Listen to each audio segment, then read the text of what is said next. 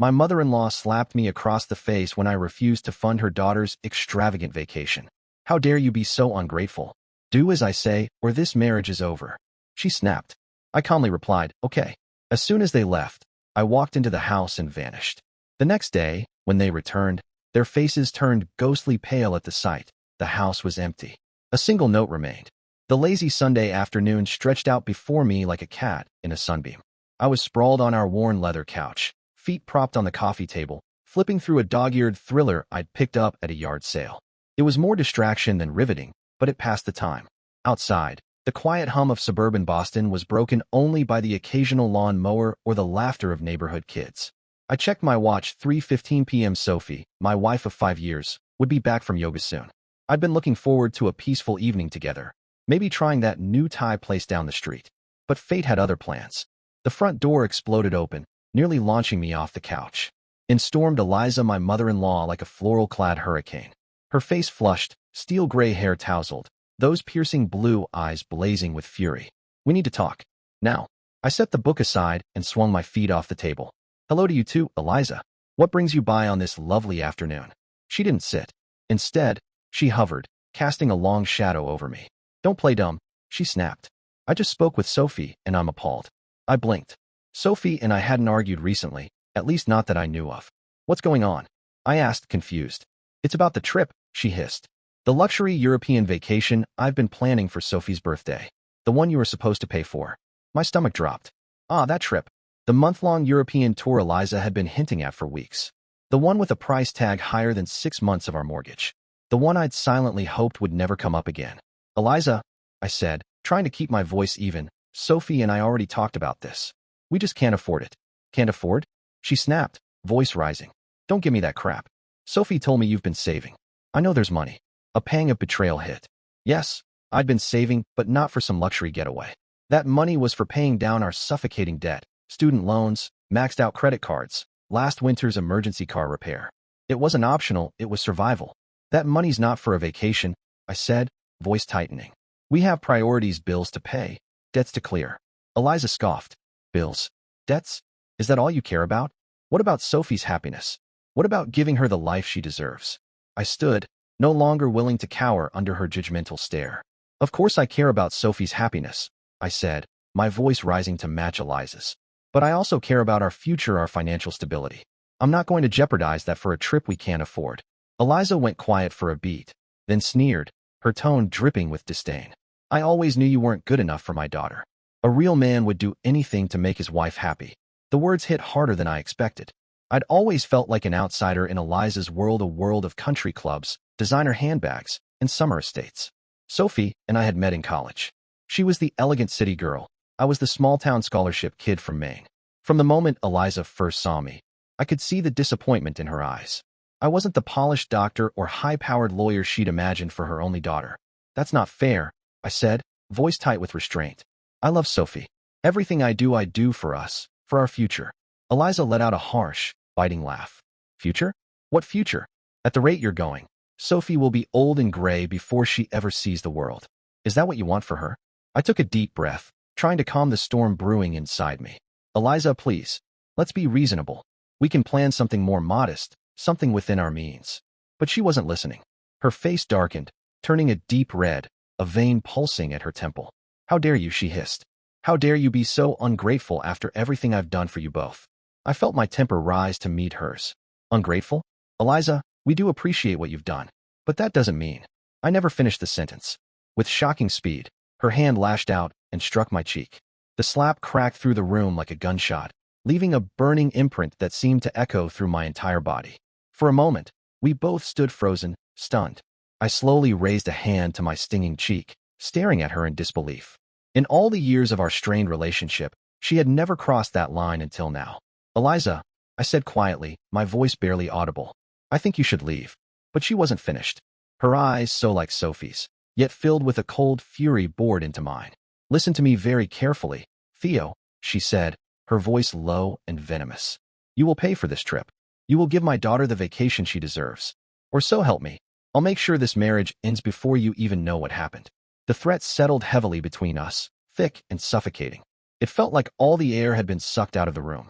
You can't be serious, I said, barely able to get the words out. Her face was stone. Try me. You have no idea what I'm capable of when it comes to my daughter's happiness. And in that moment, staring into the eyes of a woman who had never truly accepted me, I believed her. Eliza was absolutely willing to destroy everything over a luxury vacation. I stood there, heart pounding, my mind in a whirlwind. Part of me wanted to stand tall, to tell her exactly where she could shove her ultimatum. But another part, the part that loved Sophie more than life itself, hesitated. Could I really risk my marriage over this? Okay, I heard myself say, the word tasting like ash in my mouth. Okay, Eliza, you win. I'll pay for the trip. A triumphant smile bloomed on Eliza's face, and I felt something inside me wither. I knew you'd come around, she said, her tone suddenly soft and pleased. Sophie will be so thrilled. As if on cue, I heard the sound of a key turning in the front door. Eliza's expression instantly shifted. Any trace of our confrontation vanished like it had never happened. Sophie stepped in, her yoga mat under one arm, cheeks flushed from her workout. Mom, she said, surprised. What are you doing here? Eliza rushed forward and wrapped her daughter in a warm embrace. Oh, darling. She beamed. I have the most wonderful news. Theo's agreed to pay for that European vacation we've been dreaming about. Isn't that marvelous? Sophie's eyes darted between the two of us, suspicion flickering across her face. Really? She asked, hesitating. Theo, are you sure? I know we've been trying to save. I forced a smile, my cheek still aching where Eliza's hand had struck. It's fine, honey, I lied. You deserve it. Sophie lit up, her hesitation melting into excitement. She and her mother quickly launched into a flurry of conversation, chattering about destinations and itineraries. I stood quietly, the cold weight of resentment settling in my gut. This wasn't over, not even close. Eliza may have won this round, but I wasn't about to let her win the war. As I watched them, heads bent together over a glossy travel brochure that Eliza had magically pulled from her oversized purse, I made a silent vow. I would find a way out of this. I would reclaim control over my life, my marriage, my future. And when I did, Eliza wouldn't know what hit her. The storm that had been gathering all afternoon was about to break. And none of us were ready for the deluge. The front door clicked shut behind them, their voices fading as they left, lost in giddy talk of their European adventure. I stood alone in the living room, the sting on my cheek a stark reminder of everything that had just happened. The house, our home for the last 5 years, suddenly felt claustrophobic, like a gilded cage. I drifted into the kitchen without thinking. The calendar on the fridge caught my eye, covered in Sophie's careful handwriting. Dinner with friends next Friday, my dentist appointment, her book club meeting. Ordinary details of a life we had built together now overshadowed by Eliza's looming ultimatum. Without thinking, I reached for the bottle of whiskey we kept tucked away in the top cabinet, a gift from a colleague, barely touched. I wasn't much of a drinker, but right now I needed something to take the edge off. The liquid burned as it went down. It was a welcome distraction from the turmoil in my mind. But as the initial shock wore off, anger began to rise within me. Who did Eliza think she was barging into our home, issuing ultimatums? And Sophie, how could she have told her mother about our savings without even talking to me first? That betrayal stung almost as much as Eliza's slap. I found myself pacing the length of our modest living room, from the cluttered bookshelf filled with Sophie's novels and my engineering textbooks, to the window that looked out over our tiny backyard. Each lap only intensified the resentment, the frustration, the creeping fear. What if I refuse to go through with this? Eliza's threat echoed in my mind. I will make sure this marriage is over before you can blink. Could she really do that? And worse, would Sophie let her? The rational part of my brain tried to speak up. Maybe I could talk to Sophie when she got home. Explain our finances. Help her understand why this extravagant trip just wasn't possible. But even as the thought formed, I knew it was naive. Sophie had always been close to her mother, always trying to please her. And Eliza had a way of twisting the truth, of turning everything so that I was the villain. I drifted into our bedroom, my eyes landing on the framed photographs atop the dresser. Sophie and me on our wedding day, beaming with joy. A snapshot from our honeymoon in Cape Cod, not the luxurious trip Eliza had insisted on, but a week of genuine happiness. And then one from Sophie's college graduation, her proud parents on either side. Eliza's smile in the photo didn't quite reach her eyes. Had it always been this way? Had I just refused to see it? I thought back to the early days. Eliza had never held back her disapproval. My job wasn't impressive enough, my background not refined enough, my ambition lacking. I'd ignored her then, confident in Sophie's love. But now I wondered if Eliza had been laying the groundwork all along, biding her time, waiting for the perfect opportunity to come between us. The more I considered it, the clearer it became. This vacation wasn't just about a trip. It was about power. About control. Eliza's grip on Sophie, on our marriage, on our future. And slowly, bit by bit, I'd been letting it happen. I sank down onto the edge of the bed, burying my face in my hands. This couldn't continue. Something had to change. But what? What could I possibly do that wouldn't cost me Sophie? My gaze landed on the suitcase tucked away in the corner of the room. We'd used it last fall for a weekend trip to New Hampshire, an impromptu escape from work, family, pressure. Just the two of us in a cozy cabin, no obligations, no interference. I remembered how free I'd felt. And then, like a spark, a wild idea began to take shape. What if I just packed a bag, and walked away from all of it? The thought was both terrifying and exhilarating. Could I really do it? Walk away from everything I had worked for, everything Sophie and I had built together? But the more I let the idea take root, the more appealing it became. It wouldn't be forever, I told myself. Just long enough to clear my head, to figure out what I truly wanted. And maybe, just maybe, it would be the jolt Sophie needed to recognize how toxic her mother's influence had become. Before I could talk myself out of it, I grabbed the suitcase and began to pack. Clothes, toiletries, my laptop.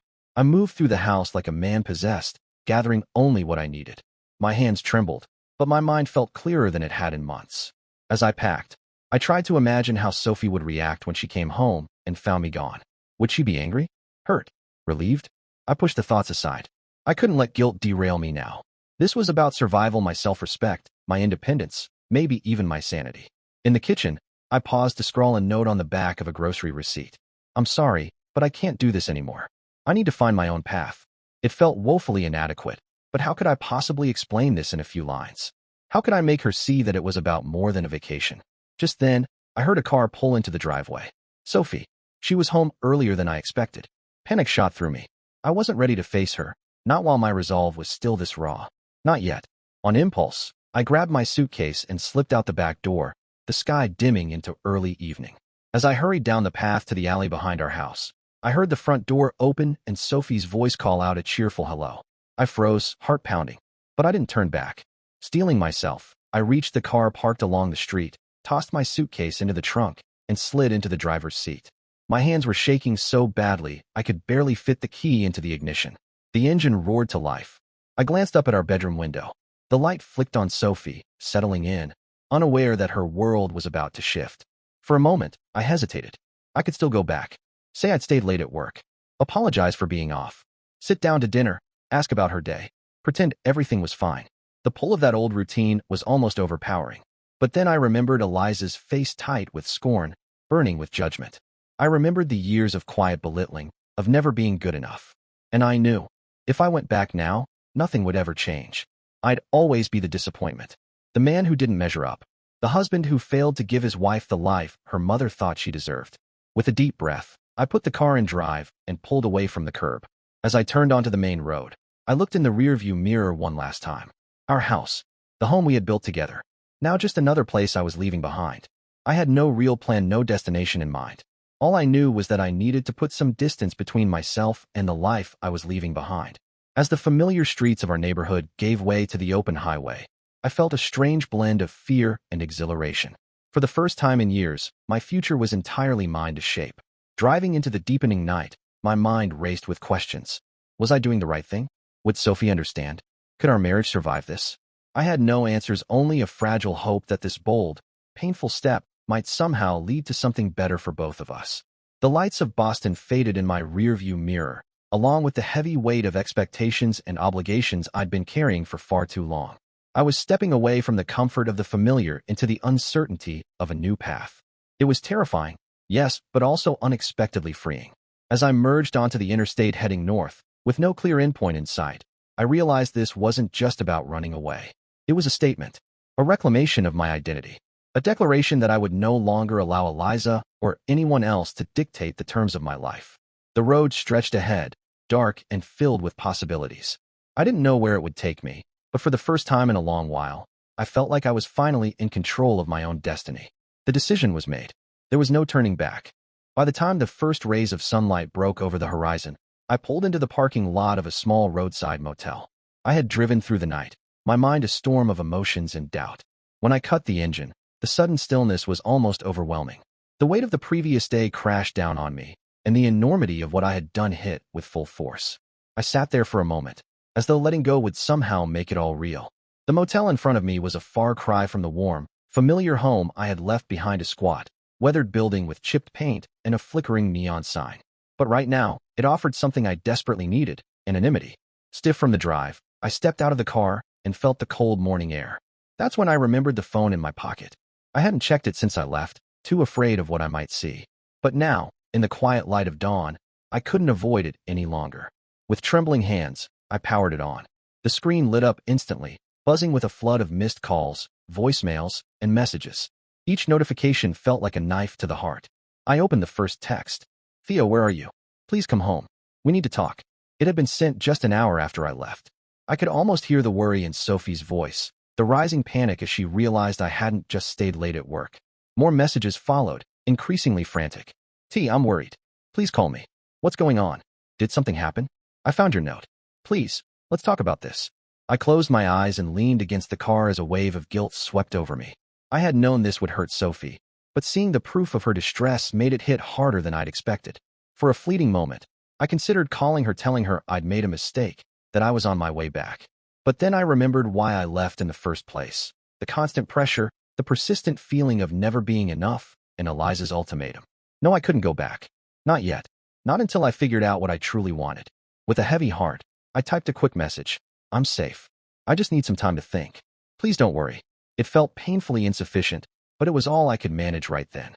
As I headed toward the motel office, I scrolled through the rest of my notifications. There were multiple missed calls from Eliza, and even a few from Sophie's father, John. I could only imagine the version of events Eliza was pushing, painting me as the man who had heartlessly walked out on her daughter.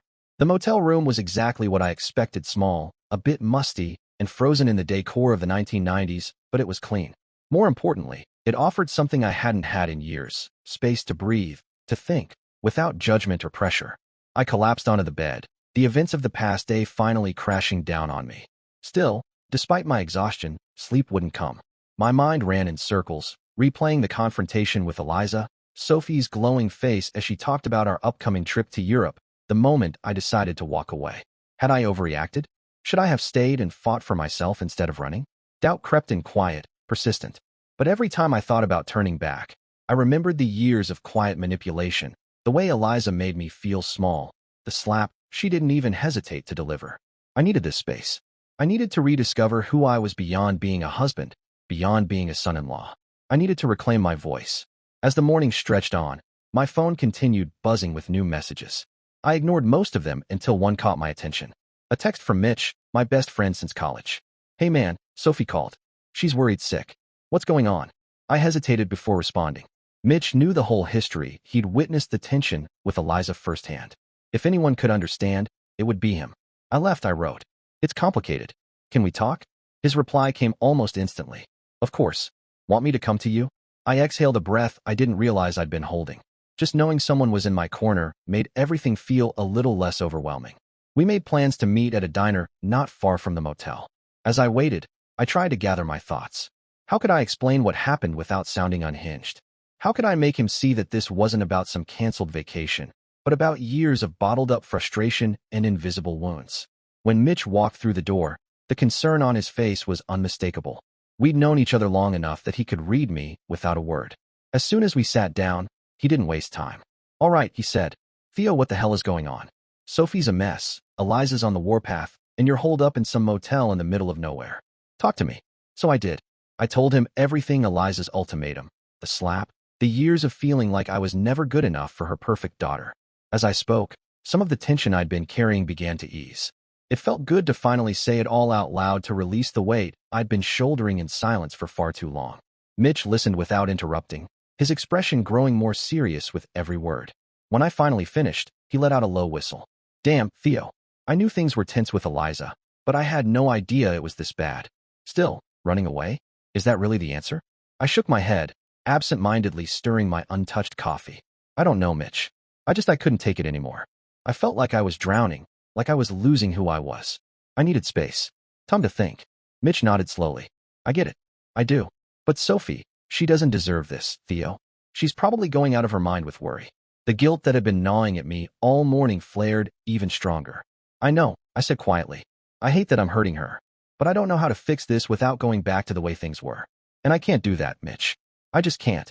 We sat in silence, the weight of the situation settling between us like fog.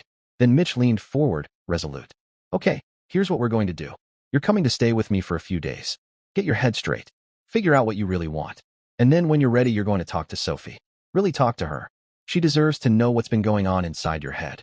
I nodded, a small flicker of hope sparking to life. For the first time since I left, I didn't feel completely adrift. Having a plan, no matter how loose, made me feel a little more grounded.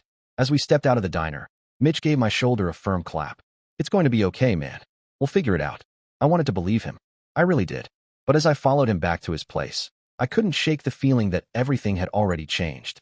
I had crossed a line, made a choice that couldn't be undone. What came next would determine everything. That night, settling into the spare room at Mitch's, I felt a storm of emotions: fear, uncertainty, and determination. I didn't know what the future held. But one thing was clear: I couldn't go back to how things were. No matter how painful, I had to stay true to myself. It was the only way forward. The following days at Mitch's blurred together in a fog of reflection and anxiety. I spent most of my time pacing the guest room, alternating between frantic note-taking as I tried to untangle my thoughts and long stretches of staring blankly at the wall. Mitch, true to his word, gave me space, but made sure I ate and didn't spiral too far into isolation. It was on the fourth day that my phone buzzed with a message that made my heart skip a beat. Sophie, I know you're staying at Mitch's. Can we talk, please? I stared at the screen, frozen. How did she know where I was? Had Mitch told her? The thought of seeing her again filled me with a mix of longing and dread. I missed her terribly, but I was terrified of what our conversation might bring. With trembling fingers, I typed out a response. Me, okay. There's a cafe just down the street from Mitch's. Meet me there at 2. Her reply came almost instantly. Sophie, I'll be there. The next few hours passed in a blur of nerves and preparation. I showered, shaved, and put on clean clothes, trying to make myself look a little less like the wreck I felt like inside. I rehearsed everything I wanted to say, but no matter how many versions I ran through, they all seemed to end with Sophie walking away hurt, angry, disappointed. At 1:45, I walked into the cafe and chose a quiet corner table, away from the few other patrons, some college students with laptops, an older man reading the paper. I ordered a coffee I knew I wouldn't drink and waited, my leg bouncing beneath the table. At exactly 2 o'clock, the bell over the door chimed. Sophie walked in. My breath caught. She looked beautiful, always did, but the past few days had clearly taken a toll. There were dark circles under her eyes, and the confident way she normally carried herself was replaced by something hesitant, unsure. Our eyes met. For a second, neither of us moved. Then, as if pulled forward by something neither of us could resist, she came over to my table. I stood awkwardly, unsure whether to reach for a hug, offer a handshake, or just freeze entirely. She made the decision for me, sliding into the booth across from me without a word. Hi, I said, my voice sounding unfamiliar. Hi, she replied. We sat in silence, the tension between us almost unbearable. Then, softly, Sophie spoke. Why did you leave? She asked, her voice barely above a whisper. Was it something I did? Something I said? The pain in her eyes was like a punch to the gut. I wanted to reach for her hand, to tell her she'd done nothing wrong, but I knew we needed to have this conversation, as hard as it might be. No, Sophie, I said, forcing myself to keep my voice steady. It wasn't you. It was everything. The pressure, the expectations, your mother. At the mention of Eliza, Sophie's expression shifted, tightened. What does my mother have to do with this? I took a deep breath. This was it. Everything, Sophie. She has everything to do with it. The day I left, she came to the house. She demanded I pay for that European vacation she's been planning. When I said no, she slapped me. Sophie's eyes went wide in disbelief. She what? No, that can't be right. My mother would never. She did, I said firmly. And then she threatened to destroy our marriage if I didn't pay for the trip. Sophie, I've been trying to tell you for years how your mother makes me feel, how she constantly undermines me and makes me feel like I'm not good enough for you. But you never seem to see it. Sophie sat back, her expression a mix of disbelief and growing realization. I had no idea. Why didn't you tell me about the slap? About the threat? I let out a dry laugh. Would you have believed me? Every time I've tried to talk about your mother's behavior, you've defended her. You've told me I'm overreacting, that it's just her way of showing she cares. Sophie flinched at my words, tears welling up in her eyes. I didn't realize. God, Theo, I'm so sorry. Her apology, though sincere, couldn't undo years of hurt and frustration. I know you are, I said quietly. But Sophie, this isn't just about your mother. It's about us. About the life we've been living. I feel like I've been losing myself trying to fit into this mold of what your family thinks I should be. I'm drowning. I needed to get away to remember who I am outside of all this. Sophie reached across the table, taking my hand in hers. The familiar warmth of her touch sent a shock through me. I never meant for you to feel that way, she said, her voice thick with emotion. I love you, Theo, just as you are. I thought I was supporting you by trying to help you fit in with my family. I never realized how much it was hurting you. I squeezed her hand gently. I know you didn't mean to hurt me. But Sophie, we can't go on like this. Something has to change. She nodded slowly, wiping away a tear with her free hand. You're right. But Theo, running away isn't the answer. We need to face this together. We need to set boundaries with my mother, with my family. I see that now. A spark of hope flickered within me, though I remained cautious. Can we really do that? Your mother. She's a force of nature, and you've always been so close to her. I don't want to come between you and your family. Sophie tightened her grip on my hand. You're my family too, Theo. I've been blind to what's been happening, and I'm so sorry for that. But I want to make this right. I want us to be a team. We'll stand up to my mother together. I felt my resolve waver. The past few days without Sophie had been torture, and the thought of facing our problems together was tempting. But I also knew that real change wouldn't be easy. It won't be easy, I said, voicing my concerns. Your mother isn't going to like it when we start setting boundaries. Are you sure you're ready for that? Sophie took a deep breath and squared her shoulders. I'm sure. I love my mother, but I love you too, and I won't let her or anyone else come between us. We'll figure this out together, okay? I nodded, feeling a weight lift off my shoulders.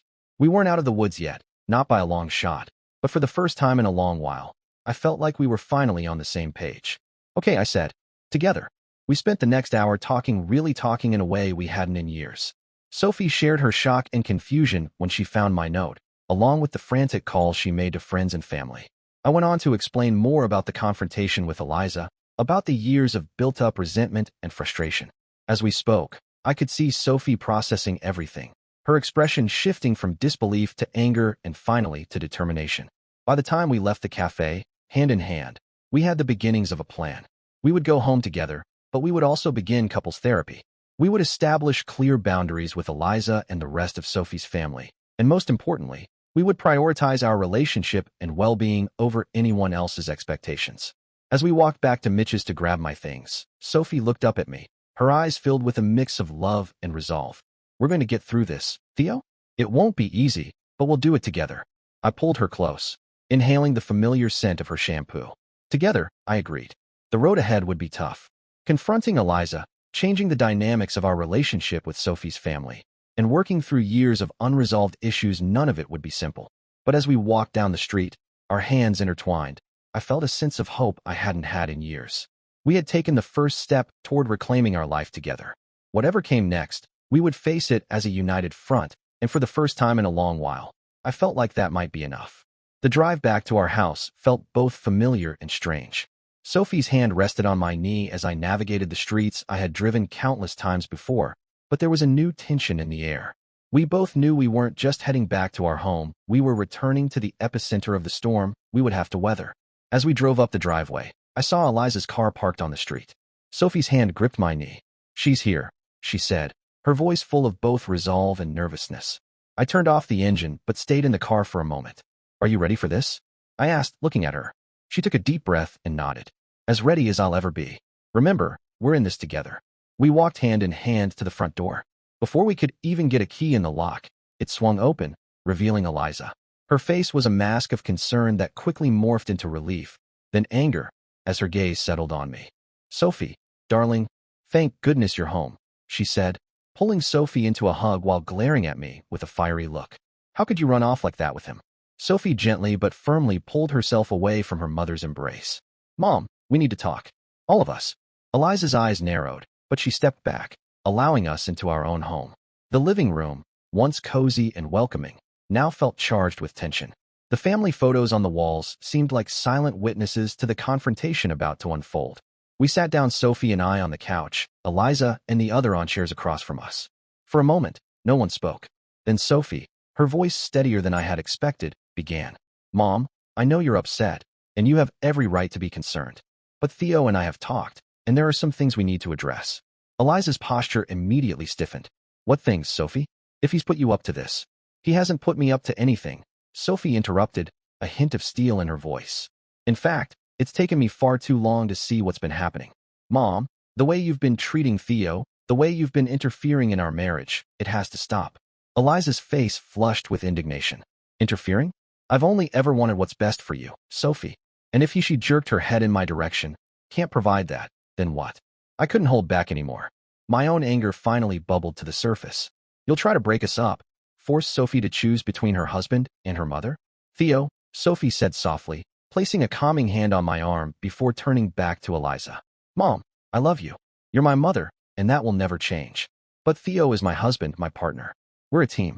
And if you can't respect that, if you can't treat him with the same love and respect you show me, then we're going to have to set some boundaries." Eliza's face cycled through a range of emotions: shock, hurt, and finally, anger. "Boundaries? Sophie, I'm your mother. I only want what's best for you." "Isn't always what's best for us," Sophie said firmly.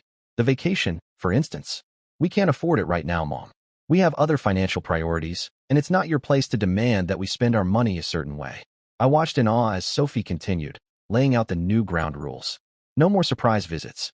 No more financial demands. No more criticizing my job or our lifestyle choices. With each point, Eliza seemed to shrink a little in her chair. When Sophie finished, the room fell into a heavy silence. Eliza's eyes were brimming with unshed tears. "I never meant to hurt you," she said softly, her voice barely above a whisper. "Either of you. I just wanted to give you the life I thought you deserved." "We appreciate that, Mom," Sophie said, her tone softening slightly. "But we need to live our own life, make our own choices. Can you understand that?" Eliza nodded slowly, though I could see the struggle in her eyes. "I'll try," she said. "It won't be easy, but I'll try." As Eliza left that evening, the atmosphere in the house felt different, lighter in some ways, heavier in others. Sophie and I were both emotionally drained, but there was also a sense of accomplishment, of having taken a crucial step together. Over the next few weeks, we worked on rebuilding our life. We started couples therapy, which helped us communicate better and tackle some of the issues that had been simmering beneath the surface. We also had individual sessions, giving us space to process our own feelings and experiences. Dealing with Eliza remained an ongoing challenge. There were moments of progress, like when she called ahead to ask if it was a good time to visit instead of just showing up. But there were also frustrating moments when old habits resurfaced. Still, slowly but surely, things began to change. One evening, about a month after our confrontation, Sophie and I were sitting on our back porch, watching the sunset. "I've been thinking," she said, her fingers intertwined with mine, "about our future." I turned to look at her, curiosity sparking. "What about it?" I asked. She took a deep breath. I think I want to look for a job in another city. A fresh start for both of us." The idea took me by surprise. We'd talked about moving before, but it had always been a distant dream, something for someday. "Are you sure?" I asked. "What about your job, your friends, your family?" Sophie smiled, a mix of excitement and nervousness shining in her eyes. "I love my job, but there are other opportunities out there. As for friends, we can make new ones and still keep in touch with the old. And my family, well, maybe some distance would be good for all of us right now." I thought about her words. The idea of leaving Boston, the only home we'd known as a couple, was daunting, but it also felt exhilarating. It was a chance to start fresh, away from the shadows of the past. "What were you thinking?" I asked, feeling a spark of excitement building within me. "I was looking at some openings in Seattle," she said. "It's a big change, I know, but I think it could be good for us. What do you think?" I took a moment to truly consider it. Seattle was on the other side of the country, as far away from Boston and Eliza as we could get while still staying within the continental U.S. It would mean leaving everything familiar behind, but it also held the promise of a new beginning. I think," I said slowly, "that it sounds like an adventure. And I can't think of anyone I'd rather have an adventure with than you." Sophie's face lit up with a smile that made my heart skip a beat. It was the same smile I'd fallen in love with all those years ago, full of hope and possibility. "Really? You'd be willing to make such a big move?" I nodded, feeling more certain with each passing moment. "Really, we've been talking about making changes, about putting our relationship first. This feels like a concrete step in that direction." We spent the rest of the evening discussing the logistics, job searches, housing options, what we would take with us, and what we would leave behind. It was overwhelming, but also incredibly exciting. For the first time in a long time, I felt like we were truly in control of our lives, making choices based on what we wanted, not what others expected of us. The next day, we began putting our plan into action. Sophie started looking for job openings in Seattle while I researched the tech industry there. We made lists of everything we needed to do to prepare for such a big move. It was a lot of work, but it felt good to be working towards something together. Telling Eliza about our decision was another hurdle we had to face. We invited her over for dinner, wanting to break the news in person. As expected, she didn't take it well at first. There were tears, accusations, and pleas for us to reconsider. But Sophie stood firm, reminding her mother of the boundaries we'd set and our need to live our own lives. To my surprise, it was Eliza who finally broke the tension. I understand, she said, her voice thick with emotion. I don't like it, but I understand. Just promise me you'll visit and call often. As we hugged Eliza goodbye that night, a glimmer of hope flickered within me. Maybe this move would be good not only for Sophie and me, but also for our relationship with her family. In this case, distance might indeed make the heart grow fonder. In the weeks that followed, our lives became a whirlwind of activity, job applications, video interviews, housing searches, all while trying to wrap up our lives in Boston. It was stressful, but invigorating. Each step we took towards our new life in Seattle felt like a step towards a stronger, healthier relationship. One evening, as we sat surrounded by half-packed boxes, Sophie turned to me with a mischievous glint in her eye. You know, she said, we never did get to take that European vacation. I tensed for a moment, memories of Eliza's ultimatum flashing through my mind. But Sophie just laughed. Relax, she said. I was thinking, maybe once we're settled in Seattle, we could start saving for a trip, one that we plan together. No pressure, no expectations, just us. I felt a warmth spread through my chest. I'd like that, I said, pulling her close. I'd like that a lot. As I held Sophie in our soon-to-be former living room, surrounded by the physical reminders of our impending change, I felt a profound sense of peace. We had faced our challenges head-on, made difficult choices, and come out stronger for it. Whatever the future held, whether in Seattle or beyond, I knew we'd face it together, and really, that was all that mattered. The Seattle rain pattered against the windows of our new apartment, a soothing sound that had become the backdrop to our lives over the past 6 months. I stood at the large bay window, coffee in hand, watching the city come to life in the early morning mist. Behind me, I could hear Sophie shuffling around in the kitchen, the clinking of dishes, and the aroma of toast filling the air. Hey, don't forget, we're having dinner with the Jensens tonight, Sophie called out. I smiled to myself. The Jensens were a couple we'd met at a neighborhood barbecue shortly after moving in. They'd become fast friends, part of the new life we were building here in Seattle.